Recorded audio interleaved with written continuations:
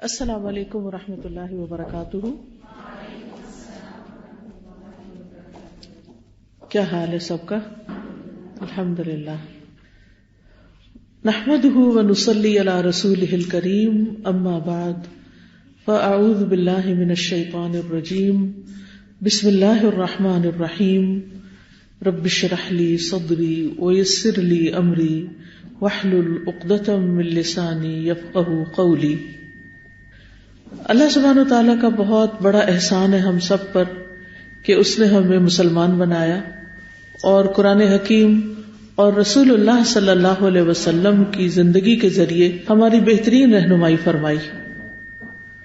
ہمیں زندگی کے ہر موضوع پر ہر مسئلے کے بارے میں بہترین طریقے سے آگاہی دی گئی. بہت سی چیزیں ایسی ہیں جو ہماری آنکھیں دیکھتی ہیں، ہمارے ہاتھ ان کو ٹچ کر سکتے ہیں، ہمارے محسوسات کے اندر ہیں، لیکن کچھ ایسی چیزیں بھی ہیں جو غیب کی دنیا سے تعلق رکھتی ہیں، جن کو ہم دیکھ نہیں سکتے، جن کو ہم سن نہیں سکتے، لیکن ان کے اثرات ہماری زندگی پر ہوتے ہیں. ایسی چیزوں کے بارے میں انسان خود سے جان بھی نہیں سکتا، اور پھر اگر ان میں سے کسی چیز کا شر انسان تک پہنچتا ہے تو اس کا علاج بھی نہیں کر سکتا. انہی چیزوں میں سے کچھ منفی چیزیں ہیں، جیسے نظر ہے، حسد ہے، جادو ہے، اور اسی طرح کے اور ٹونے ٹوٹکے جو دوسروں کے خلاف کیے جاتے ہیں کہ جس سے دوسروں کو نقصان پہنچتا ہے. مثلا انسان کا جو جسم ہے وہ دو چیزوں سے مل کر بنا ہے. ایک اس کا مادی وجود ہے، جیسے اس کی گوشت، ہڈیاں، اس کی کھال بال، وہ جو نظر آتا ہے. یہ مادی وجود جو ہے اس کو تکلیف پہنچتی ہے اگر کوئی مادی چیز اس پر آ پڑے. مثلا اگر کوئی آپ کو پتھر مارے تو آپ کا جسم اس سے درد محسوس کرے گا. ہو سکتا ہے جسم کا کچھ حصہ ٹوٹ جائے، کچھ زخم ہو جائے، بروزز ہو جائیں. اسی طرح ہمارے وجود کا ایک دوسرا حصہ یا دوسرا پہلو ہماری روح ہے. اس دنیا میں ہمارا جسم ڈومیننٹ ہے اور روح اس کے تابع ہے. کچھ ایسی چیزیں ہیں کہ جو جسم پر نہیں روح پر اثر انداز ہوتی ہیں، اور جب وہ روح پر اثر انداز ہوتی ہیں تو روح ان سے متاثر ہوتی ہے، روح بیمار ہو جاتی ہے، روح دکھی ہو جاتی ہے، اور اس سے بھی انسان بیمار پڑ جاتا ہے. تو عمومی طور پر ہم جسمانی بیماریوں کا علاج تو کر لیتے ہیں کیونکہ وہ نظر آ رہی ہوتی ہیں. کسی کو زکام، کھانسی، نزلہ، بخار، ایسی کوئی تکلیف ہوتی ہے تو وہ کچھ کھاتا ہے، کوئی دوا لیتا ہے، کوئی ہربل چیز لیتا ہے، کوئی ویسے یعنی علاج اپنا کراتا ہے تو انسان صحت مند ہو جاتا ہے. لیکن بعض اوقات جو چیزیں ہماری روح پر اثر انداز ہوتی ہیں ان کو ہم نہ دیکھ پاتے ہیں، نہ ہمیں سمجھ آتی ہے. تو بہت دفعہ ایسے ہوتا ہے کہ ہم جب بیمار پڑتے ہیں تو اس کا سبب ہمیں معلوم نہیں ہوتا. یہ جو جادو ہوتا ہے، سحر بھی نظر نہ آنے والی چیز ہے. یعنی ایسی چیز جس کے اثرات تو نظر آ رہے ہیں لیکن اس کے اسباب نظر نہیں آ رہے، یعنی جس کا سبب مخفی ہوتا ہے. ایسی بیماری کہ جس کا سبب مخفی ہوتا ہے. مثلا آپ ڈاکٹر کے پاس جاتے ہیں، آپ اس کو بتاتے ہیں کہ میں بہت لیتھارجک فیل کر رہی ہوں، میری کسی چیز پہ کنسنٹریشن نہیں ہو رہی، تو وہ آپ کو کچھ ٹیسٹ لکھ کر دیتا ہے. آپ ٹیسٹ کرواتے ہیں، آپ کا لیور، ہارٹ، بلڈ، آپ کا پوری باڈی کا ایکس ریز اور الٹرا ساؤنڈز اور ہر چیز کر لی جاتی ہے، لیکن پھر بھی بیماری سمجھ میں نہیں آتی. تو ایسے میں انسان سوچتا ہے کہ پھر کیا چیز ہے کہ جو اس کے اوپر اثر انداز ہو رہی ہے، اور اس اثر میں انسان بعض اوقات بیمار ہوتا ہے، نقصان اٹھاتا ہے، تکلیف اٹھاتا ہے، لیکن وہ کچھ کر نہیں پاتا. ہمارے دین نے ہمیں ان چیزوں سے بچاؤ کے لیے بہترین رہنمائی فراہم کی ہے. قرآن مجید سے بھی ہمیں بہترین طریقے سے پتہ چلتا ہے اور سنت رسول صلی اللہ علیہ وسلم سے بھی ہمیں پتہ چلتا ہے. تو وہ بیماریاں جو عام طور پر انسان کی روح پر اثر انداز ہوتی ہیں اور پھر جسم تک منتقل ہوتی ہیں، ان بیماریوں کی اسباب میں حسد اور نظر اور جادو ہے۔ حسد جو ہے وہ کیا چیز ہے؟ حسد سے مراد یہ ہوتی ہے کہ دوسرے آدمی پر اللہ عز و جل کی جو نعمت ہے وہ ختم ہو جائے۔ یعنی اگر کسی کو کوئی نعمت ملی ہے، کوئی اولاد کی شکل میں یا شکل و صورت کی شکل میں یا کسی عہدے کی شکل میں، تو اس وقت انسان کو یعنی دوسرے لوگ دیکھ کر خوش نہ ہو اور وہ یہ چاہیں کہ یہ نعمت کسی نہ کسی طرح ختم ہو جائے۔ اور بعض اوقات جو حاسد ہوتا ہے وہ یہ نہیں چاہتا کہ اس کو وہ نعمت ملے یا نہ ملے، لیکن وہ یہ ضرور چاہتا ہے کہ دوسرے شخص سے وہ نعمت زائل ہو جائے۔ حسد جو ہوتا ہے وہ دو طرح کا ہوتا ہے، ایک حقیقی حسد ہوتا ہے اور ایک مجازی حسد ہوتا ہے۔ حقیقی یہ ہے کہ نعمت والے سے اس کی نعمت کے ختم ہونے کی خواہش کرنا، اور مجازی حسد یہ ہوتا ہے کہ انسان اس جیسی نعمت کی آرزو کرتا ہے لیکن یہ نہیں چاہتا کہ دوسرے سے ختم ہو جائے۔ یعنی ایک کو رشک کہا جاتا ہے اور ایک کو حسد کہا جاتا ہے۔ تو حسد جس میں یہ تمنا ہو کہ دوسرے کے پاس جو ہے یہ اس کے پاس نہ رہے، کسی طرح اس سے چلا جائے، اور اس کے لیے پھر وہ مختلف طرح کی تدبیریں کرتے ہیں۔ عام طور پر جو تدبیر کی جاتی ہے وہ جادو وغیرہ سے کی جاتی ہے، لیکن یہ کہ جادو کے علاوہ حسد کی جو نظر ہوتی ہے وہ جب دوسرے پہ ڈالی جاتی ہے تو بعض اوقات اس کی روح پر اور اس کی نعمتوں پر برے اثرات پڑتے ہیں، لیکن یہ بھی اللہ کے اذن سے ہوتا ہے۔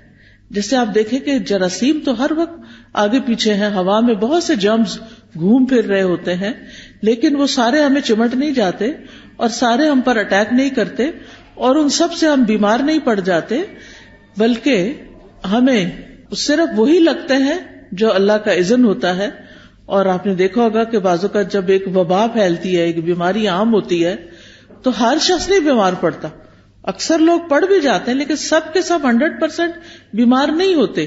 طاعون جیسی بیماریاں بھی پھیلی، بہت ہلاکتیں ہوئی، ملیریا پھیلتا ہے، ہزاروں لوگ مر جاتے ہیں، لیکن سارے کے سارے نہیں مر جاتے۔ تو وہ جو مر جاتے ہیں یا جن کے اوپر بیماری اثر کرتی ہے وہ اللہ کے اذن سے کرتی ہے۔ تو قرآن مجید سے ہمیں یہ پتہ چلتا ہے کہ بنی اسرائیل نے جب جادو کا سلسلہ شروع کیا تو اللہ تعالیٰ فرماتے ہیں وَمَا هُمْ بِضَارِّينَ بِهِ مِنْ أَحَدٍ إِلَّا بِإِذْنِ اللَّهِ، کہ وہ کسی کو بھی نقصان نہیں دے سکتے تھے مگر اللہ کے اذن سے۔ اور پھر آپ دیکھیے کہ عمومی طور پر جب کسی کو نقصان دینا ہوتا ہے تو بعض اوقات اس سے کوئی دشمنی ہوتی ہے یا بغض ہوتا ہے، یعنی دل کے اندر اس کے خلاف ایک نفرت ہوتی ہے، وہ کسی وجہ سے بھی ہو سکتی ہے، اس کے کسی برے سلوک کی وجہ سے یا اس کے کسی اور سبب سے۔ اور اس میں ہم دیکھتے ہیں قابیل کی مثال۔ قابیل جو تھا وہ حابیل کا بھائی تھا، اور ہوتا یہ تھا کہ آدم علیہ السلام کے جب بچے پیدا ہوتے تھے تو ہر دفعہ 2 بچے پیدا ہوتے تھے، بیٹا اور بیٹی۔ تو وہ جب جوان ہوتے تو وہ آپس میں شادی نہیں کر سکتے تھے، بلکہ دوسرے سیٹ میں پیدا ہونے والا لڑکا اور پہلے سیٹ میں پیدا ہونے والی لڑکی کی شادی ہوتی، اور اسی طرح دونوں یعنی کہ جو 2 جوڑے ہوتے تھے وہ 2 جوڑوں سے اس طرح شادی کرتے تھے۔ تو اب حابیل کی جس لڑکی سے شادی ہونی تھی وہ قابیل کو پسند آ گئی، تو اس پر قابیل جو تھا وہ حابیل کا دشمن بن گیا، اور اس نے یہ چاہا کہ کسی طرح بھائی کو یہ لڑکی نہ ملے۔ بہرحال لمبا قصہ ہے، اس وقت اس کی تفصیل میں جانے کی ضرورت نہیں، لیکن اس میں قابیل نے ضد میں آ کر اور حسد میں مبتلا ہو کر اپنے بھائی کو قتل کر دیا۔ بعض اوقات حسد کا سبب عزت اور غلبہ پانا ہوتا ہے کہ میں دوسرے کو کنٹرول کر لوں یا دوسرا کسی طرح ختم ہو جائے، اور اس کی مثال عبداللہ بن ابی کی ہے کہ جو نبی صلی اللہ علیہ وسلم کا بہت بڑا حاسد دشمن تھا اور وہ کسی بھی موقع پر کوئی بری باتیں کرنے سے چوکتا نہیں تھا۔ اسی طرح حسد کا ایک سبب تکبر ہوتا ہے کہ میں سب سے بڑا رہوں، مجھ سے آگے کوئی نہ نکلے، اور اگر کسی اور کو کوئی عہدہ مل جاتا ہے، کوئی نعمت مل جاتی ہے، کسی کے بچے زیادہ پڑھ لکھ کر قابل ہو جاتے ہیں تو دوسرے لوگ اس سے حسد کرنا شروع کر دیتے ہیں. اور اس کی مثال شیطان کی مثال ہے کہ شیطان کا بڑا ایک مقام تھا، یعنی شیطان بننے سے پہلے بڑا عبادت گزار تھا اور بہت اس کا نام تھا. لیکن جب اس نے یہ دیکھا کہ آدم کو سجدہ کروایا گیا ہے تو وہ حسد کا شکار ہو گیا، اور اس نے کہا کہ یہ کیسے ہو سکتا ہے کہ جو مٹی سے بنا ہو اس کو سجدہ کروایا جائے اور مجھے بھی کہا جائے کہ میں اس کے آگے جھک جاؤں. تو اس نے کہا تھا کہ میں بہتر ہوں، مجھے آگ سے پیدا کیا گیا اور اس کو مٹی سے بنایا گیا، میں اس کے آگے نہیں جھکوں گا. اور پھر چونکہ اللہ تعالیٰ نے زمین کا خلیفہ بنایا تھا انسان کو، تو شیطان سے یہ برداشت نہ ہوا اور اس نے ایک مستقل دشمنی پال لی. اسی طرح بعض اوقات یہ ہے کہ بہن بھائیوں کے بیچ میں بھی حسد آ جاتا ہے، جس کی مثال یوسف علیہ السلام کی ہے. اور ان کا مسئلہ کیا تھا کہ یوسف ہمارے باپ کو زیادہ پیارے ہیں اور ہم تو ایک گروہ کی شکل میں ہیں، یعنی ستیلے بھائی تھے ان کے اور باقی سب جو تھے وہ دوسری ماں سے تھے، تو ان کا آپس میں ایک جتھا بن گیا. اور یوسف علیہ السلام کی والد صاحب کو جو ان سے محبت تھی وہ ان سے برداشت نہ ہوئی، تو انہوں نے یہ سوچا کہ جا کے ان کو کہیں قتل کر دیتے ہیں، ختم کر دیتے ہیں تاکہ یہ والد کی نظروں سے ہٹ جائیں. اور اس طرح انہوں نے جا کر ان کو کنویں میں پھینک دیا. اسی طرح بعض اوقات ایک سبب یہ بھی بنتا ہے حسد کا کہ انسان اپنے لیے بڑے مرتبے کی خواہش کرتا ہے، اور اس میں انسان کا اپنا نفس ہی اتنا خبیث اور بخیل ہوتا ہے کہ وہ کسی دوسرے کی نعمت، کسی کی بڑائی، کسی کی قابلیت، کسی کا حسن، کسی کا علم، کسی کا مال و دولت برداشت نہیں کر سکتا. تو آپ دیکھیے کہ جو آسمان پر سب سے پہلا گناہ ہوا تھا وہ حسد ہی کا تھا کہ ابلیس نے حسد کیا تھا. حسد کی ابتدا اس سے ہوئی. پھر اس کے بعد زمین پہ آنے والا پہلا قتل بھی حسد ہی کی بنا پر قابیل سے ہوا تھا. تو حسد کرنا جو ہے وہ حرام ہے. حاسد جو ہوتا ہے وہ دراصل اپنے رب سے ایک طرح سے دشمنی کرتا ہے کہ تو نے فلاں بندے کو زیادہ نعمت یا مجھ سے زیادہ نعمت کیوں دے دی. پھر اسی طرح وہ رب کی تقسیم پہ ناراض ہوتا ہے اور وہ کسی طرح برداشت نہیں کر سکتا. تو یاد رکھیے کہ حسد جو ہے وہ ایمان کے منافی صفت ہے. نبی صلی اللہ علیہ وسلم نے فرمایا کسی بندے کے دل میں ایمان اور حسد دونوں چیزیں اکٹھی نہیں ہو سکتی.